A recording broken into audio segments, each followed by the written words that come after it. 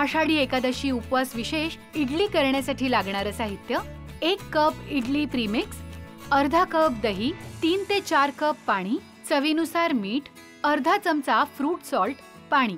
वरई आणि साबुदाणा एकत्र मिक्सरमध्ये फिरवून घेत याचं पीठ करायचं. यात दही आणि पाणी घालून हे बॅटर मुरवून घ्यायचं. आता यात चवीप्रमाणे मीठ, फ्रूट सॉल्ट आणि पाणी घालून मिसळून घेत तेलाने ग्रीस केलेल्या इडली पात्रात घालायचं आणि 10 ते 12 मिनिटं स्टीम करून घेत इडल्या काढायच्या. झाल्या आपल्या आषाढी एकादशी उपवास विशेष इडल्या तयार. तर इडली बनवण्यासाठी इथे मी हे इडलीचं पीठ बनवून तयार केलेलं आहे. यासाठी 1 कप वरई घ्यायची, त्यामध्ये पाव कप साबुदाणा घालायचा आणि हे मिक्सरमध्ये छान दळून घ्यायचं. हे पीठ आहे ना तुम्ही जास्त प्रमाणामध्ये पण बनवून ठेवू शकता आणि जेव्हा हवं तेव्हा इडली बनवून खाऊ शकता. याचे आप्पेही सुंदर होतात याच पिठाचे. तर या पिठामध्ये आता मी घालते अर्धा कप दही आणि अर्धा कप पाणी. आता हे छान एकत्र मिक्स करूयात आणि आता 10 ते 15 मिनिटं हे बॅटर छानपैकी मुरण्यासाठी ठेवून देऊया. तर हे बॅटर मी इथे 15 मिनिटं छान मुरवून घेतलं आणि तुम्ही बघू शकाल छान फ्लफी झालेलं आहे. आता यामध्ये घालायचं आहे चवीपुरतं मीठ.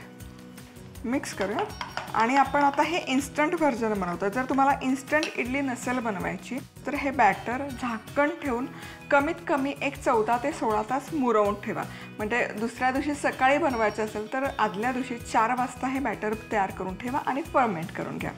आता यामध्ये मी घालते फ्रूट सॉल्ट अर्धा चमचा आणि ते ॲक्टिवेट करण्यासाठी थोडंसं चमचाभर पाणी आणि हे पटकन मिक्स करून घ्यायचं. आता हे जे तयार बॅटर आहे हे लगेचच याच्या इडल्या करायला घ्यायच्या. इथे इडलीचं प्लेट आहे, यामध्ये ना तेल लावून हे छान ग्रीस करून घेतलेल्या आहेत मोल्ड किंवा प्लेट. यामध्ये हे बॅटर घालूयात. इडली कुकर आहे त्यामध्ये पाणी गरम करायला ठेवलेलं आहे. यामध्ये घालूयात हे साचा.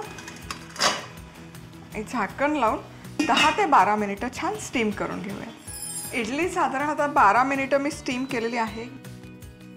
येस. आणि हे काढूयात आणि 5 मिनिटं थंड करूया. इडली हलकीशी थंड झाली की आपण काढून घेऊयात. तुम्ही बघू शकाल मस्त टमाटम इडल्या फुगलेल्या आहेत. छान जाळीदारही होतात या इडल्या. क्या बात आहे.